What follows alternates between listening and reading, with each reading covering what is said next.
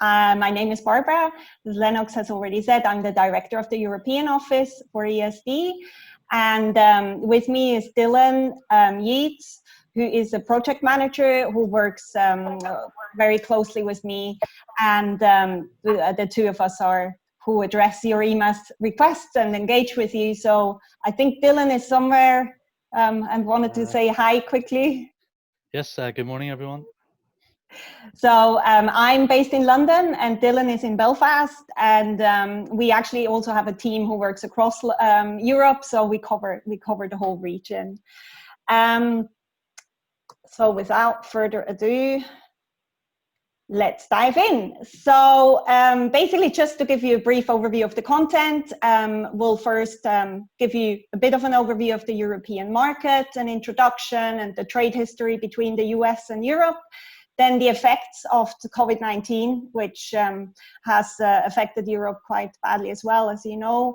Then Lennox has already said a lot about the EMAS program, so that means I don't have to go so much into detail anymore, but what we want to kind of tell you is how we address your EMAS requests and work with you when we receive them. And then last but not least, question and answers.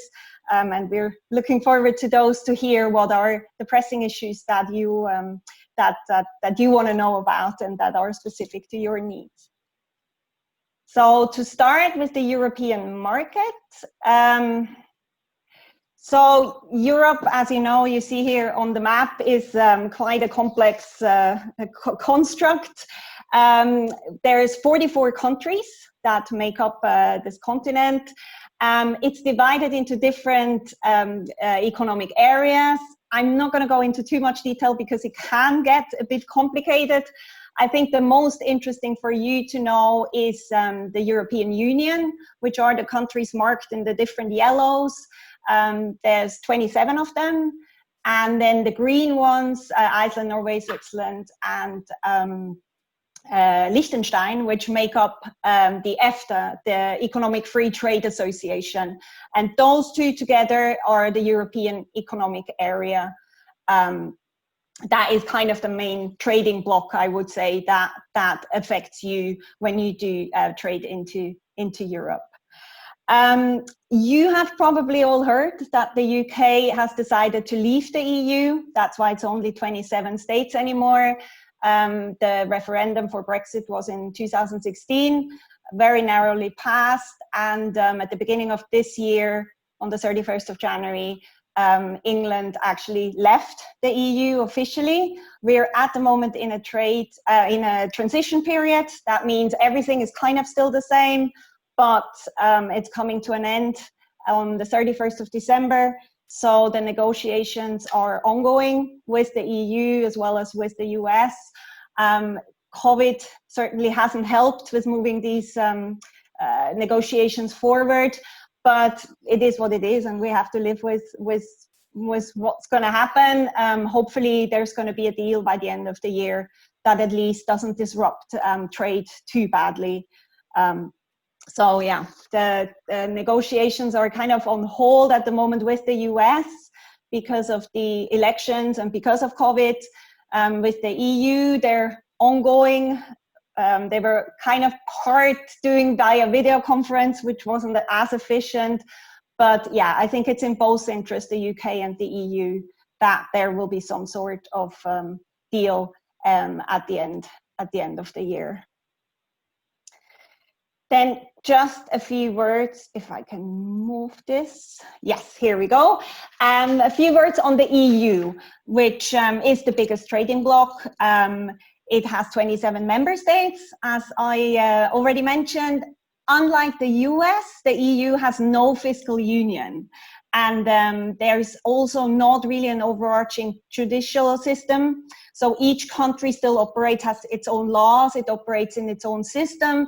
But then they also obviously convene a lot and have some areas that affect the whole of the EU. So in a nutshell, the EU is a political and economic union with the aim to ensure free movement of people, goods, services, and capital within this internal market. And then also the EU negotiates trade agreements with other countries on behalf of the member states. And so I've already kind of alluded to it. Since 2013, the US and the EU have been in negotiations for something called the Transatlantic Trade and Investment Partnership, the TTIP. A lot of you have heard about that. But at the moment, the talks have stalled and are on hold. So before we go into a bit more detail on the biggest European economies, we just wanted to give you a brief overview of general trade statistics that would probably be interesting for you to kind of know a bit more about. And in these numbers that you see on the slide, the UK is still included because then it goes up to 2019.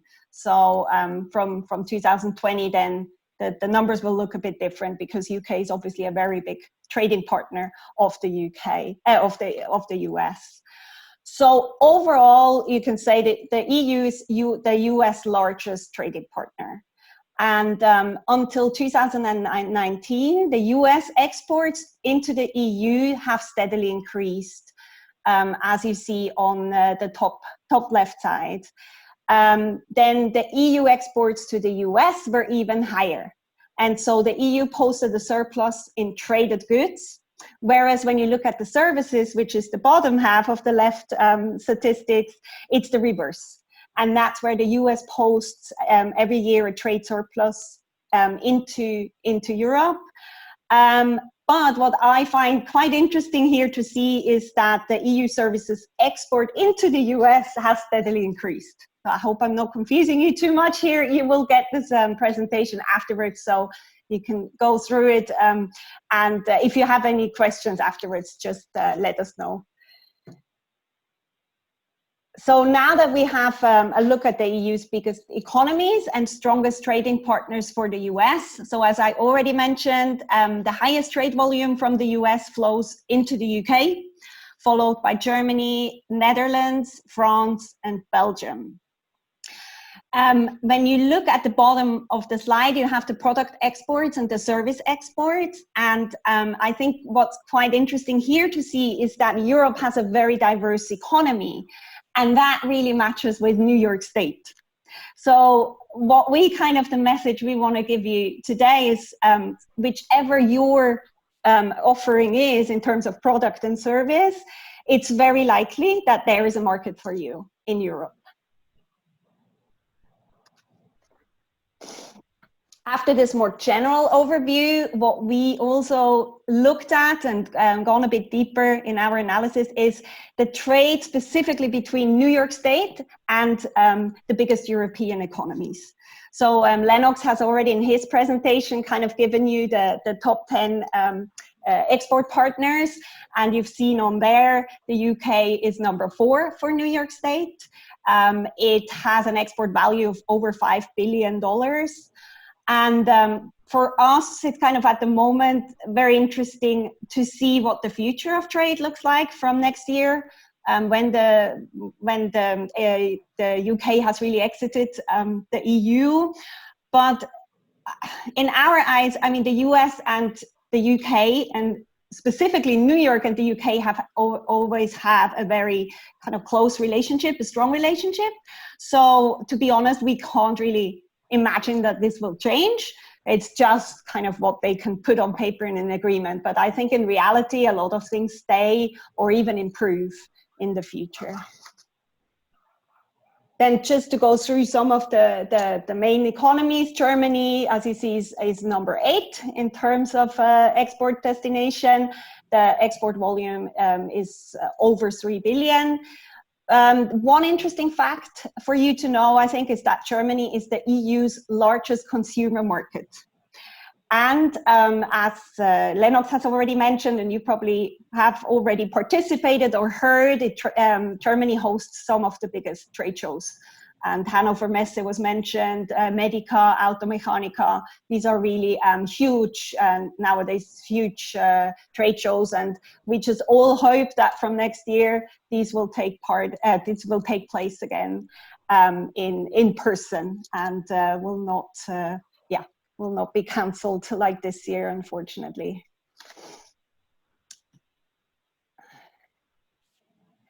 Then the next one is Holland, which is New York's 15th largest trading partner with an export volume of over 1 billion.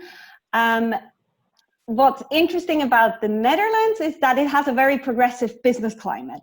So we thought that was quite an interesting fact. They host over 15,000 foreign companies in Holland, and they're very open to international trade and receiving foreign companies. Then France is New York State's 11th largest export destination, and it's interesting because when you look at the whole of the US, France ranks behind Netherlands, but when you look specifically between New York State and France, it is actually higher ranked than Netherlands at number 11 with over 2 billion export volume. The country has a very strong agriculture and manufacturing sector, as well as strong players in the aviation industry. So I think that's probably one of the reasons why, you know, it's specifically closer to New York, in New York State than the whole of the US. And then last but not least, we have Belgium, which you can see as the 6th largest export destination, has a very strong relationship with New York State, even though it's quite a small country. It has an export value of over 3 billion, and it's unofficially the capital of the EU because it hosts the majority of the key European institutions, including the European Commission and Parliament and Council. And the main sectors for Belgium are petrochemical, manufacturing, and ICT. And one interesting side fact, it has 3 official languages that are spoken in a fairly small country. So that's quite a fun fact. So as you can see from this overview, the European marketplace offers great opportunities for New York State companies. We mentioned before the EU is the largest trading partner of the US, and it gives you access to over 500 million consumers who have a very positive perception of goods and services that originate in the US. Tariffs, that's always one of the big questions when we support New York State companies. Tariffs are generally low, and the framework that define imports and regulatory issues are also very favorable. So this as a whole guarantees that doing business with and in the EU is straightforward and fairly easy. So all this, plus the fact that the European market has been growing consistently over the years and new sectors have emerged, provides you really with a growing opportunity to do business here, even in the current more difficult situation with the virus, with COVID-19. So this actually brings us to the next section, the effects of COVID-19. We tried to shed some light here on the development over the past few months due to the pandemic, and also how we see the future impact.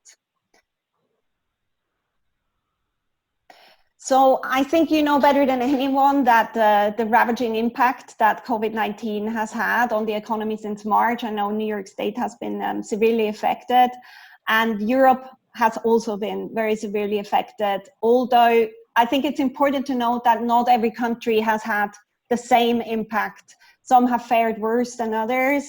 But I think in general, it's still safe to say that across the whole of Europe, supply chains, labor forces, and specific sectors have been heavily disrupted. But on the other hand, and we see that, Dylan and I see that a lot in our day-to-day work, the unique and unprecedented situation has also given rise to new opportunities. So across Europe, the EU and individual countries have implemented different policies and strategies, naturally with a view of protecting their own economies and businesses. I don't want to go too much into detail here. You'll can look at it in more detail later, but these were just to give you a few examples how the EU as a whole and the different countries have reacted, and the different strategies they've implemented in response to COVID. So despite the fact that GDPs have contracted again more in some countries than others, a strong bounce back for 2021 is expected here in Europe. And as I mentioned before, Dylan and I can actually see that in our daily work. And also I just read in the news this morning that in the UK, for example, the increase in GDP in June has been stronger than expected. And that's really when the lockdown here eased. So the bounce back was very quick and better than originally was expected. Then in times like these, it's always interesting to get the views of some directors of businesses to analyze to what effect a company or a sector has and is expected to change. And this slide gives you like an example of research that suggests that although a majority of CFOs agree that businesses have adapted well, which you see on the left-hand side, the sticking point is and remains supply chains. And probably a lot of you have felt that and have seen that, experienced that yourself. The graph on the right, I think what's interesting here is that the split between CFOs who say they will re-examine their supply chains and those who say they don't is almost split. But in any case, the reason we show you this slide is a substantial number of businesses are re-evaluating their supply chains. And we thought it was important to mention that because it might open up some opportunities for prospective suppliers.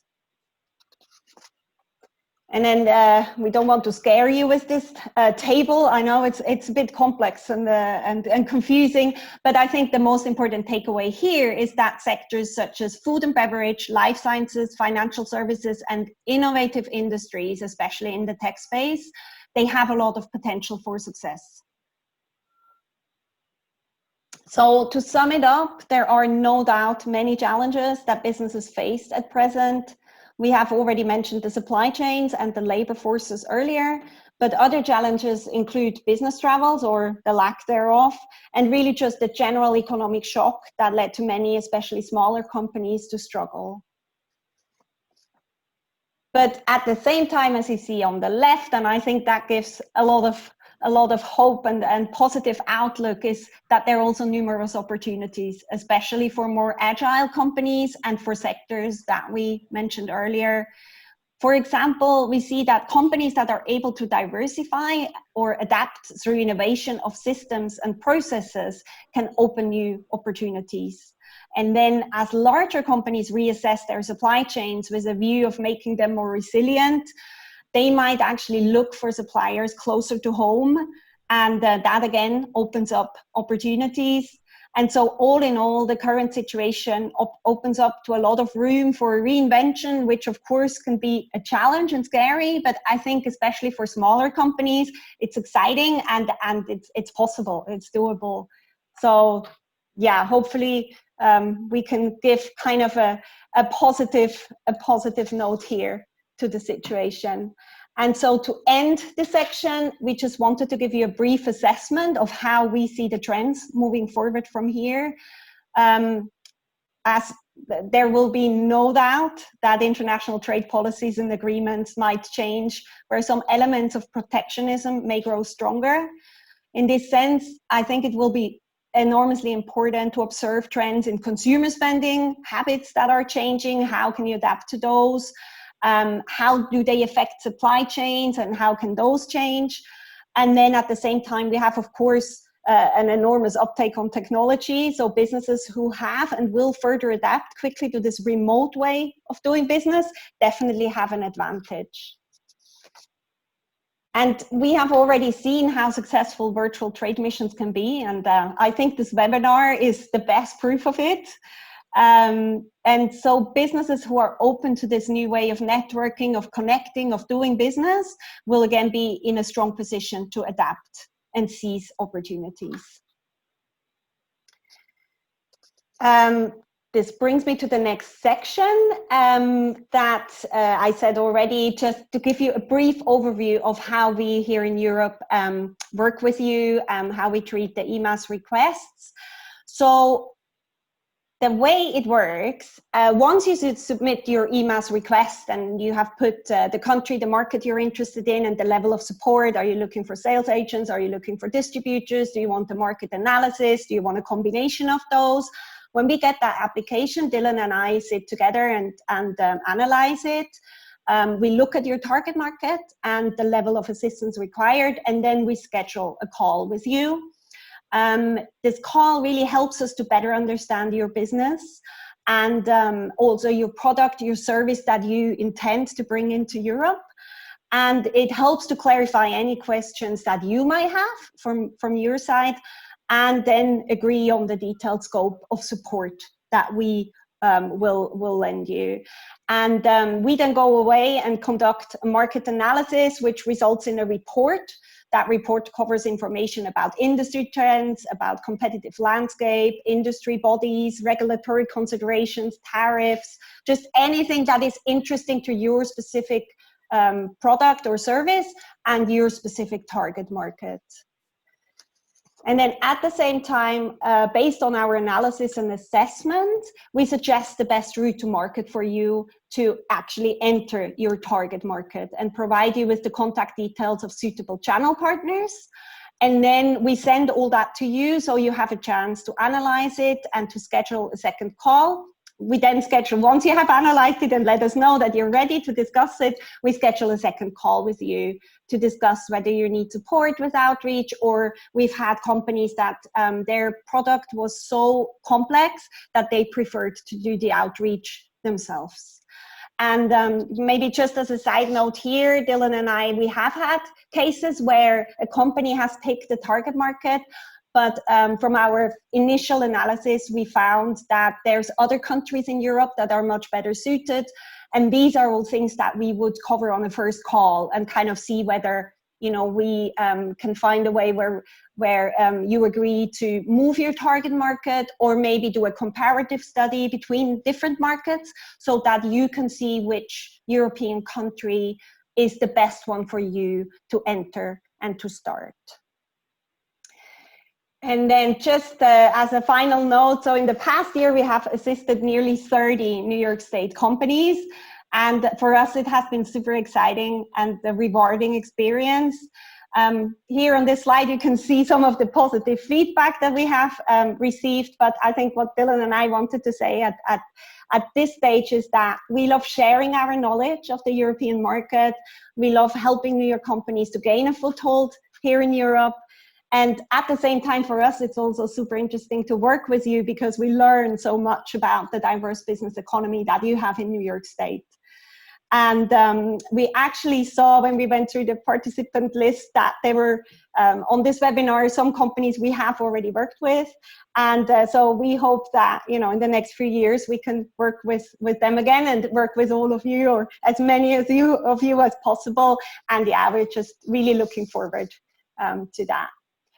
And so yeah, that brings me to the end of our presentation, which I hope has given you a bit of an insight into the European market, and that you have learned a bit more how things work over here. And yeah, I think now it's time to hand the word over to you and